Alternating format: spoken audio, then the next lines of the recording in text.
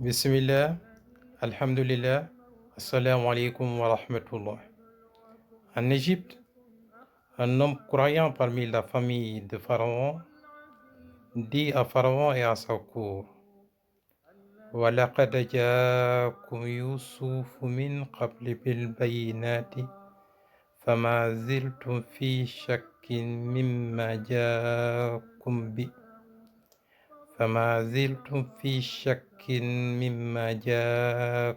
بِهِ حتى إذا هلك قلتم لن يبعث الله من بعده رسولا. Et Youssouf, vous avez auparavant apporté les preuves évidentes, mais vous n'avez jamais cessé d'avoir des doutes sur ce qu'il vous avez apporté. Mais lorsqu'il mourut, vous dites alors: Allah n'enverra plus jamais de messager après lui. Ainsi Allah égartit celui qui est outrancier et celui qui doute. Surat Ghafir, verset 34. Voyez-vous, le doute, c'est la suspension de l'intelligence. Le doute est une maladie mentale, c'est le fait de contester la certitude. Quelle est la différence entre doute et certitude?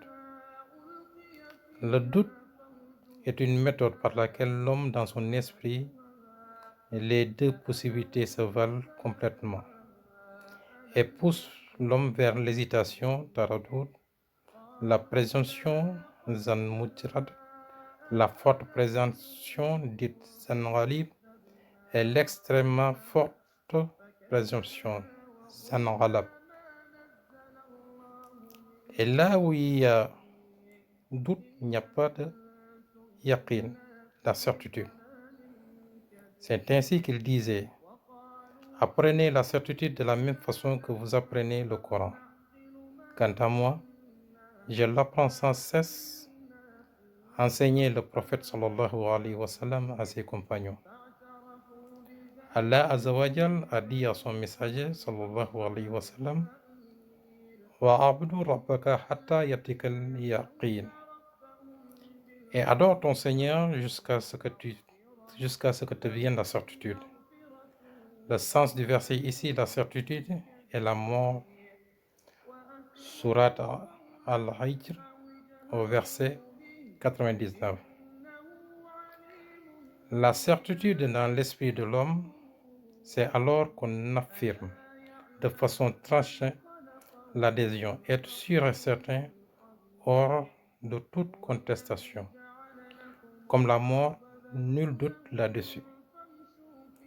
Et là où il y a yaqin, la certitude, il n'y a pas de doute.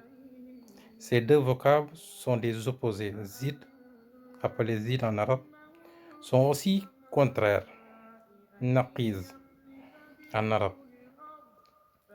Pharaon et ses courtisans avaient atteint un degré de asul al-yaqin, qui veut dire le minimum de certitude. Je ne suis sûr de rien, je ne sais pas vraiment trop par rapport au message de Moussa alayhi salam, parce que par orgueil, ils refusaient de le reconnaître. Ils n'avaient alors pas de asul iman, l'origine du iman. Ils le renièrent alors que leur fort intérieur en était certain. Le Coran l'a révélé à la sourate 27, au verset 14. وَجَحَدُوا بِهَا وَاسْتَيْقَنَتْهَا أَنفُسُهُمْ ظُلْمًا وَعُلُوًّا. Ils les nièrent injustement et orgueilleusement, tandis que même ils y croient avec certitude. La certitude dans ton fort intérieur, tu deviens convaincu et certain sur ce en quoi on croit. Kamalul yaqin, la perfection dans la certitude. Ibn Mas'ud radiyallahu anhu disait: la certitude, c'est la foi entière. En islam, Moussa, cité 136 fois dans le Coran, fait partie des Ulul Azm, de même que au sein du judaïsme que du christianisme, Moussa est un personnage central. Il a réussi à mener son peuple hors d'Égypte. Ils sont arrivés au bord de la mer avec ceux qui avaient cru parmi les descendants d'Israël. Allah a alors révélé à son prophète Moussa, alayhi salam, de frapper la mer de son bâton, un exemple de la science, de la certitude. Ilm al-Yaqin, la parole du Très-Haut. Il a frappé et la mer s'est séparée en 12 voies de terre sèche et ferme par la volonté d'Allah. Un exemple de l'œil de la certitude, Ayn al-Yaqin pour la descendance d'Israël qui s'appelait Yaqub.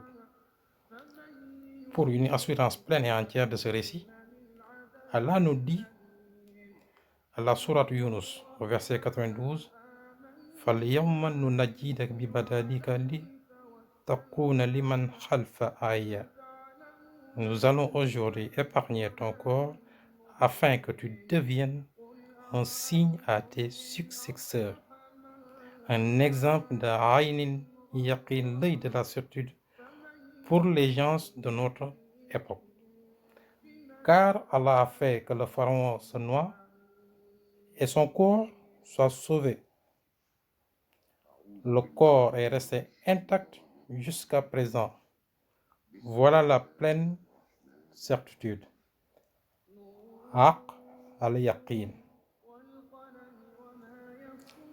Allah al-Alim, le très savant, nous informe dans le verset 20 de Al-Zariyat, Wa fi ardi ayatun lil muttaqin.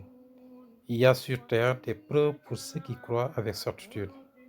Et le verset suivant, Wa fi anfusikum ala afala tusirun. Ainsi qu'en vous-même, n'observez-vous donc pas? Bien sûr. C'est ainsi que nous demandons, Seigneur, ne laisse pas dévier nos cœurs après que tu nous aies guidés. Accorde-nous ta miséricorde. C'est toi certes le grand donateur. Rabbana la tuzigh qulubana ba'da iz hadaytana wa hab lana min ladunka rahmatan innaka antal wahhab. En définitive, la patience du cœur et la certitude forment la rectitude, la droiture qui sera traitée prochainement, Inch'Allah. Jazakallahu khayran, qu'Allah te rétribue avec la meilleure rétribution. Que la prière d'Allah soit sur notre maître Mohammed sallallahu alayhi wa sallam. Au revoir et à la prochaine vidéo, Inch'Allah.